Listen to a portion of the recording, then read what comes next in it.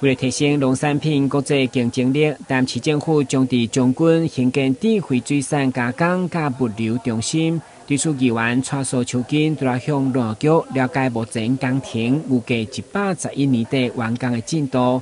更关心的是，后续一旦完工，如何执行甲营运？议员强调，就是要调节产销平衡。而向民间企业招商以后，一定要制定收购绩效，保障农渔民的权益来拼外销。你知影咱的农特产品，伊就是伊季节的时阵，伊产量拢是超过拢同款生产的物件嘛，所以它有过剩嘛。因为它过剩的造成伊的产量过剩，伊的价格的崩盘嘛，价格崩盘，伊产业伊这个就会失衡嘛。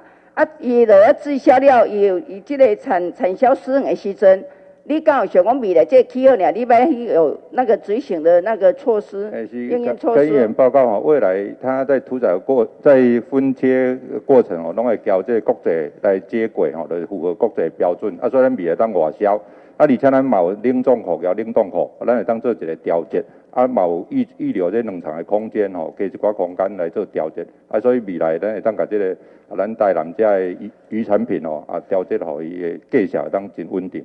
会中议员嘛关心陈昆新产线养蚕管进台规划进度，希望当加速活化再利用。对此，关公陆局长表示，目前已经取得文化局确认范围的物件，同时修正相关土地拨用的计划当中，后续将搁再提报国产署来申办土地拨用。台新闻军及林根采访报道。